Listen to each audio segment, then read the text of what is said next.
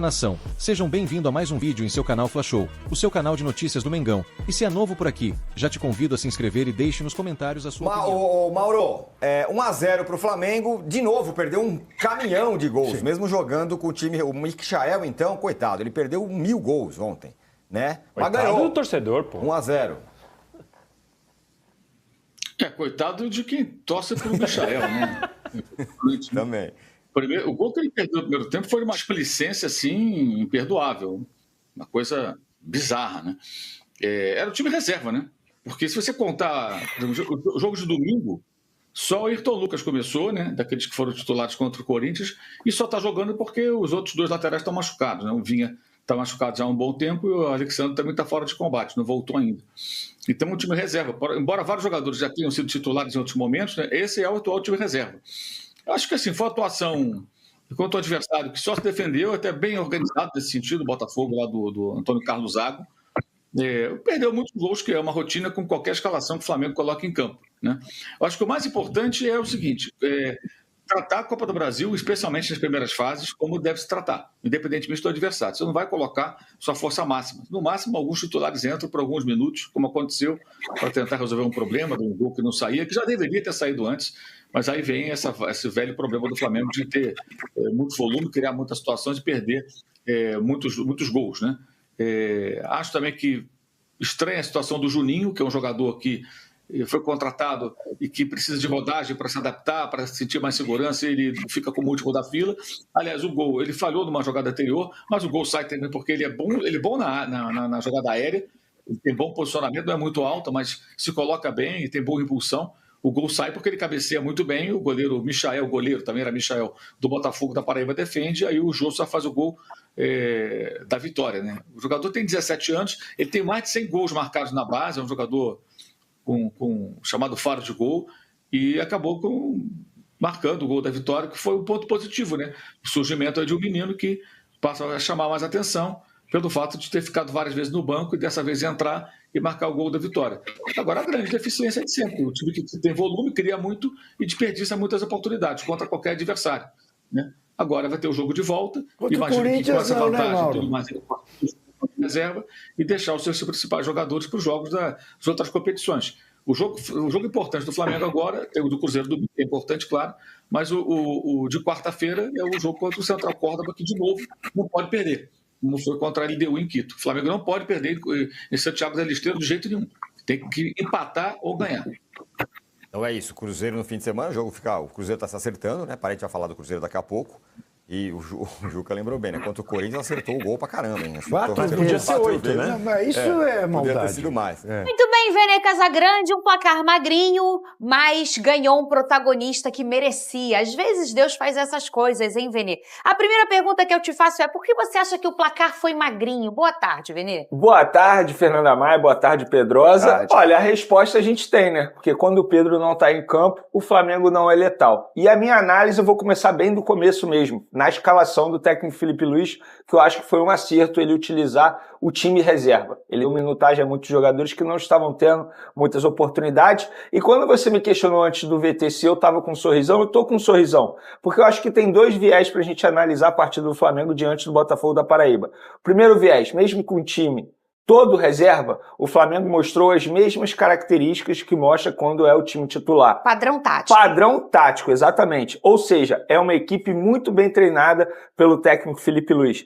E na escalação dele, a gente pôde ver uma formação com 4-2-4. Por que ele fez isso? Por motivos óbvios. A partir do momento que ele não tem ao mesmo tempo Gerson, De La Cruz e Arrascaeta, ele não tem ninguém que possa ficar responsável pela armação das jogadas. Então ele vai e utiliza um esquema que o favorece a equipe do Flamengo, o 4-2-4 com 4 atacantes ali, teoricamente rápidos. Mas é óbvio que quando é um time reserva, individualmente falando, a gente vai ver alguns atletas que não vão conseguir render tal como rende um jogador titular. E ainda tem queda de rendimento individual, por exemplo, de um Bruno Henrique, que, coincidentemente ou não, depois que veio à tona o problema envolvendo o cartão amarelo, ele caiu muito de rendimento e ele fez uma partida muito, muito mal, na minha visão. O Michael, por exemplo, esse jogador que custa mais de 1 milhão por mês ao Flamengo, ele não pode perder as oportunidades que ele perdeu ontem, sobretudo uma sem goleiro, que ele teve ainda o tempo de dominar a bola, olhar para o gol e finalizar. e mesmo assim ele perdeu. Esse jogador ele precisa ser cobrado, porque não é o primeiro jogo que ele perde essa quantidade de oportunidades e, pelo visto, não será o último. Ele precisa ser cobrado por conta disso, eu acho que a partida dele foi muito mal. Então, assim, qual é o outro viés negativo? Novamente, o Flamengo não sendo letal. Porque em determinados jogos isso vai fazer falta. É porque o Botafogo da Paraíba é um time bem abaixo, a verdade é essa, muito abaixo, e adotou uma estratégia que a gente já imaginaria que iria adotar, sair vivo desse jogo de ida, e conseguiu sair vivo. Você perder só por 1-0 para um Flamengo, pode chegar aqui no Maracanã e sonhar com algo. Imagina se toma uma goleada. E ontem, embora o Flamengo não tenha feito um placar elástico, mas poderia ter feito um placar elástico, só que o Flamengo perdeu muitas oportunidades. Então, te respondendo, eu tô sorrindo? Sim, porque eu acho que o Flamengo, apesar de não ter feito um grande jogo, mostrou um padrão tático muito bom, tal como mostra quando é o time titular. Porém, voltou a apresentar aquele roteiro que o torcedor rubro-negro já conhece, de perder muitas oportunidades. O Flamengo finalizou quase 30 vezes, sendo que 9 só dentro da área. Então, o Flamengo criou oportunidades para fazer um placar elástico, só que novamente não foi letal. E eu quero destacar a partida também do Varela, que foi eleito o melhor jogador em campo ontem, e eu concordo com a eleição, embora o Joshua tenha feito o gol da vitória, mas enfim, ele ficou poucos minutos em campo, mas o Varela ontem jogou muita bola. Ou seja, por que eu estou destacando o futebol do Varela? Porque em determinado momento o Wesley vai dizer adeus, e teoricamente o Varela vai se tornar titular nessa posição. Muito bem, fala Joshua. A gente vai ouvir o que ele disse após a partida. Pensa, o Flamengo estava empatando. Todo mundo tava, meu Deus, 0-0, né? Tudo bem sendo um time alternativo, mas a gente comenta tanto como é que a Copa do Brasil é traiçoeira. E aí você tem um herói tão novo, imagina a emoção desse menino. Rodou. Só tenho que glorificar a Deus, agradecer meu pai, minha mãe, minhas irmãs que estão assistindo de casa. Muito feliz, momento único na minha vida e inexplicável, só agradecer a Deus. Felipe é um carinho muito grande que eu tenho por ele, porque foi meu treinador no Sub-17 e me conhece muito bem. Então ele me deu essa oportunidade, eu fui feliz e aproveitei muito bem. Antes de falar com você, Pedrosa, eu quero mostrar, põe no telão aqui, a imagem da família dele quando ele marcou o gol, né? Essa é a imagem da família do menino Joshua, né? Tem 17 anos? 17 anos. 17 anos. Olha a imagem dele, olha, gente, que emoção. Meu Deus!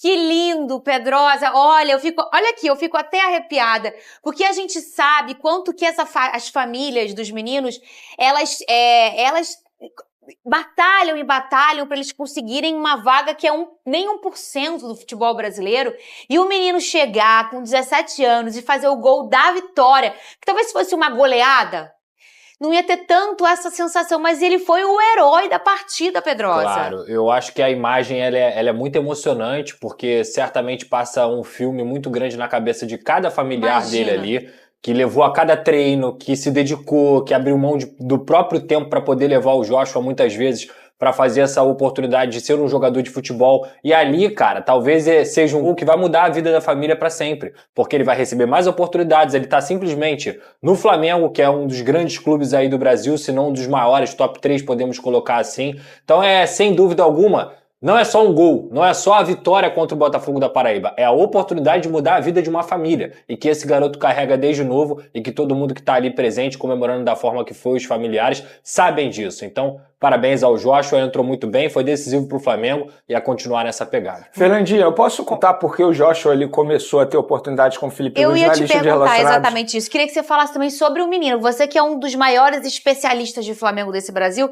que você falasse quem é esse menino também. Esse garoto ele tem destaque realmente desde a categoria Sub-17, inclusive o Felipe Luiz conhece esse jogador desde os tempos que ele estava comandando o Sub-17, só que de 20 dias para cá ele começou a ganhar notoriedade na lista de relacionados do Flamengo na vaga do Wallace Ian. Isso não foi por acaso, uma apuração minha antes mesmo do jogo acontecer. Por que o Wallace Ian, que com 9 jogos no elenco profissional, 4 gols e 2 assistências, parou de ser relacionado? Porque ele e Joshua quase saíram no tapa, assim, as vias de fato, em um jogo do Brasileiro Sub-20, Flamengo e Cruzeiro. E de lá para cá, o Wallace Ian caiu muito de rendimento nos treinamentos, tanto no Sub-20 quanto no elenco profissional. E o Joshua, que é da mesma posição, começou a render bastante nos treinamentos. E aí o Felipe Luiz começou a relacionar o Joshua e não o Wallace Ian.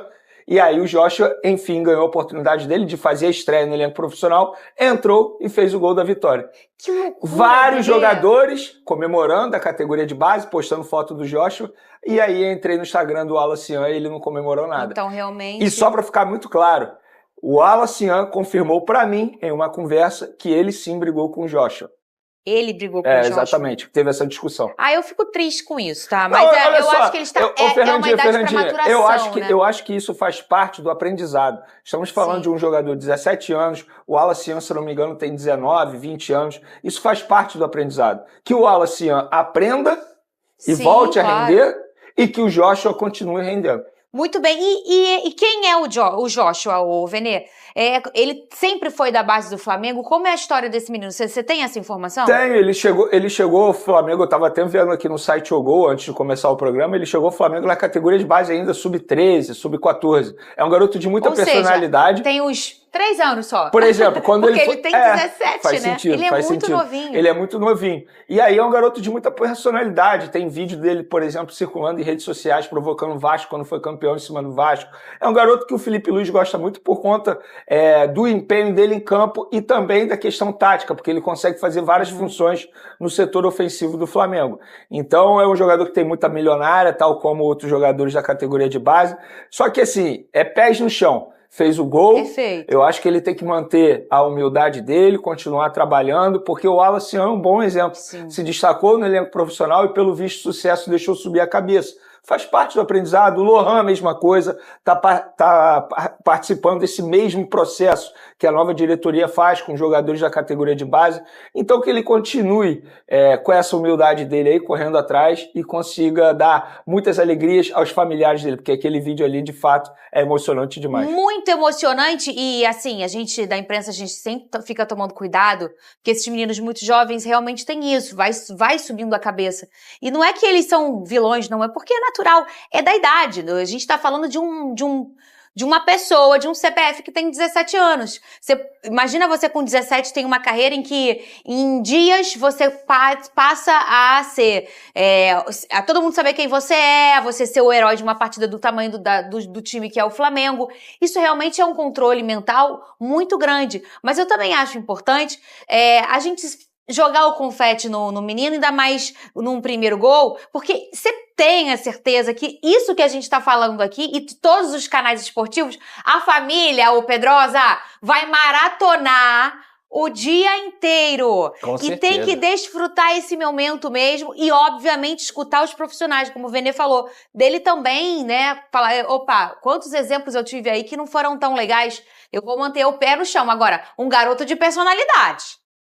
Personalidade ele tem. Ele tem muita. O Felipe Luiz falou que acha que ganhou uma contratação, né? Se eu não me engano, foi essa a aspa dele na coletiva. Isso é forte demais, porque assim, a gente tá falando de uma equipe como a do Flamengo, que a gente se cansa de citar, que tem 18, 20 jogadores de seleção. Então, se ele conseguiu contratar um jogador da base, é que ele confia muito nesse garoto. Eu acho que a transição da base ela tem que ser feita dessa maneira mesmo, com o garoto da base recebendo minutos, ganhando oportunidades, dentro de um contexto bem organizado, ele vai se destacar, como o Wallace Ian no início do ano conseguiu se destacar, como eu acho que o Matheus Gonçalves, inclusive, tem que receber mais oportunidades, porque ele tem muito potencial para crescer ainda, e o Joshua ontem conseguiu ajudar o Flamengo. Então, a base, independentemente do seu clube ser o milionário, com mais dinheiro do Brasil ou não, ela tem que ser utilizada, porque às vezes mais vale um garoto da base com fome nos olhos, com sede da vitória, como é o Joshua, do que um jogador que às vezes está acomodado na situação. E às vezes essa ousadia do jovem, esse jeito destemido no atleta, eu vou chutar, eu vou tentar, e eu acho importante. É a chance da vida, cara. É a chance da vida dele. Agora, Venê Casagrande, voltando a falar dessa partida, aliás, eu queria falar uma coisa com você, fazer uma pergunta pra você. Você sempre é um cara que elogia muito as coletivas do Felipe Luiz. Você acha que algum ontem, talvez pela logística, você achou que ele não foi tão bem? O que você achou dessa Fernandinha, desse eu pedaço? achei péssimo o que ele fez. Eu sou um cara que eu sempre elogio o Felipe Luiz em entrevista coletiva, só que assim, quando eu for discordar dele, eu vou ser bem sincero e eu vou ser aqui. Eu achei totalmente desnecessário ele criticar a equipe responsável pela logística do Flamengo. A gente precisa levar em consideração o contexto dessa história toda. Primeiro, o jogo seria na Paraíba. Até ingressos já começaram a ser vendidos para o jogo na Paraíba. De uma hora para outra, mudou tudo. E só mudou porque a diretoria do Flamengo, ou seja, os chefes do Felipe Luiz, aceitaram. Porque se eles não aceitassem, não teria a mudança de local. Aceitaram. E aí, a equipe responsável pela logística do Flamengo teve que correr atrás para ajustar tudo assim, em um dia. Então, eles fizeram tudo do bom, do melhor, dentro da possibilidade. E mesmo que eles tivessem errado, tá? Mesmo que eles tivessem errado, o Felipe Luiz expor da maneira que ele fez, achei totalmente errado. Sou totalmente contra a exposição de um assunto interno. Por que ele não expõe, por exemplo, o Michael, que perdeu aquele gol ontem sem goleiro? Por que ele não expõe? Ele vai lá e defende o Michael. Ele poderia muito bem chegar internamente, chamar o José Boto e falar, cara, nossa logística, o Flamengo, não pode ter uma logística como essa, está errado, não sei o quê. Fala internamente. Ele não precisaria expor da maneira que ele expôs. E ele nem foi questionado sobre isso. Esse é o ponto. Se ele tivesse sido questionado e ele foi sincero, eu ia até relevar. Mas ele não foi questionado. Ele simplesmente falou de algo que ele não foi questionado e expôs muitos profissionais que dão a vida. Ele reclamou da logística, não da foi, logística, exatamente. O Flamengo, falando do pessoal responsável pela logística dentro do Flamengo. E vou ser bem sincero, Fernandinha, a logística do Flamengo é consultada por vários grandes clubes aí, até mesmo pela seleção brasileira em outras oportunidades. Então achei totalmente desnecessário o que o Felipe Luiz fez, tal como o Felipe fez, a gente vai falar isso quando o assunto for Vasco, quando ele mencionou o Capasso. Eu não gosto desse tipo de exposição publicamente. Tá incomodado com algo internamente? Chega entre quatro paredes e conversa. Pelo menos eu acho que o Felipe Luiz mandou muito mal nessa. E não é uma opinião só minha não. Dentro do Flamengo, muita gente ficou triste com a declaração do Felipe Luiz, que o Felipe Luiz é um cara muito querido internamente. E assim, a gente quando pensa num clube, a gente não tem noção de quanta gente trabalha lá dentro. Fernandinha, eu falo isso porque os caras viram à noite. Sério, o pessoal responsável pela logística vira à noite. Gente, isso não é assim, é exagero, é de maneira literal. Os caras viram à noite, chegam em casa quase 7 horas da manhã. Para e pensa, o jogador ele chega no aeroporto 3h30 da manhã, como aconteceu agora, eles vão para casa descansar. A galera da logística não, ainda tem que levar material pro Ninho do Urubu. Eles viram à noite, gente. E a logística, então, geralmente é uma equipe, obviamente, toda grande, né? Não tô falando da logística, eu tô falando do bastidor do futebol. E a logística, mas você quando vai viajar, não dá um trabalho danado? Você fechar a passagem, você olhar todo... Imagina você viajar com a galera, e essa galera ficar num lugar legal, dormir num lugar... Enfim, é um monte de coisa, logística de equipamento, dá um trabalho. Então, assim, às vezes, esse calendário todo, as mudanças loucas que acontecem, que todos nós aqui que trabalhamos com isso, a gente faz uma agenda, quando olha, mudou um jogo. É um absurdo para quem comprou o ingresso. E, obviamente, o Flamengo, que é o time que está se deslocando, também sofre muito isso. Então, eu também, e como eu penso nos meus amigos que, enfim, lá, a gente sabe tanto desse que esse povo trabalha, às vezes pega mal mesmo, pega você pega tem legal, o direito né? de não gostar, mas fala internamente. Você concorda, Luca? Ele quer falar daquele outro negócio que tu falou aí, já tá provocando ele. Não, é que eu acho que são casos diferentes, tá? Sim. Eu acho que é bem diferente quando você tá falando de uma logística interna, de um grupo de funcionários, não acredito que seja só uma pessoa que faça. Gente. Então eu acho que isso claramente poderia ser um assunto guardado. Inclusive teve a outra coletiva do Felipe Luiz, que infelizmente eu não tive a oportunidade de comentar aqui, que ele fala assim, não consumam o galera do Twitter, não consumam não sei o quê. Pra mim o Felipe Luiz foi mal nessa situação. Por quê? Eu entendo que é o seguinte, o Flamengo é um clube de 40 milhões de torcedores, de mais de 40 milhões de torcedores. Ele ficar levando essa pauta pra coletiva de algo que acontece no Twitter, que é uma bolha, é algo que não deveria acontecer pra mim. Ele não pode tirar como régua a torcida do Flamengo ou parte da torcida do Flamengo com o que acontece no Twitter. O Flamengo é muito grande pra trazer assunto de Twitter pra dentro da coletiva. Eu sou contra, tá? E tem outra, essa questão de não consumam. Quem é ele pra dizer o que o torcedor pode consumir ou não pode consumir? O torcedor não pode reclamar, não pode ter senso crítico? jogo. Eu acho que esse é um problema até mais grave, na minha visão, do que ele falar sobre a logística. Pedrosa, tem gente no Twitter que faz um trabalho melhor do que muitas pessoas que trabalham em grandes veículos. Exatamente. Ele não pode fazer recorte pelo veículo. Não, Exato. Fala, eu acho que é uma pauta pequena para ele trazer para a coletiva que milhões de pessoas que representam o Flamengo assistem também. Agora, nessa questão do funcionário em si, eu acho que é muito, muito, muito maleável para você chegar e falar, pô, cara, não gostei disso aqui. Dentro, entendeu? Isso não foi legal feito, a gente teve problemas aí na logística. Falar para todo mundo escutar, você tá expondo funcionários que, como o Vene trouxe aqui, você disse também, se dedicam pra caramba. O Flamengo inicia negociação para renovar contrato de Pedro. Time inglês sonda a contratação do atacante. O atacante Pedro voltou aos gramados no mais alto nível. E diante disso, o Flamengo já começa a focar nas possíveis investidas que o camisa 9 pode receber na próxima janela de transferências. De momento, o rubro-negro já iniciou conversas para a extensão de vínculo com o atleta.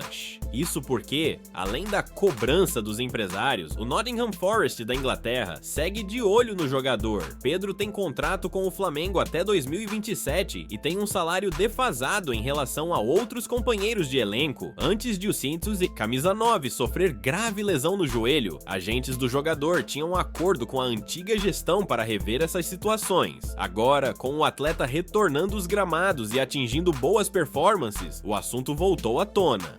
Desse modo, os empresários de Pedro já conversaram com José Botto, diretor técnico de futebol do Flamengo, e cobraram essa valorização salarial. As negociações, inclusive, já estão em andamento. As informações são do jornalista Vene Casagrande. Após recuperação recorde, Pedro retornou aos gramados em jogo contra o Central Córdoba, no dia 9 de abril, pela Libertadores. Na sequência, o atacante não foi utilizado contra o Grêmio, porém, depois engatou uma sequência de atuações. As mais emblemáticas até aqui foram na goleada contra Juventude e Corinthians, nas quais o camisa 9 marcou gols e teve participações diretas nos resultados. Com Pedro à disposição, o Flamengo volta a campo neste domingo para encarar o Cruzeiro pela 8ª rodada do Brasileirão. A partida acontece às 18h30, horário de Brasília, no estádio Mineirão. O Coluna do Fla TV traz a transmissão mais rubro-negra da internet, com a voz braba de Rafa Penido no YouTube.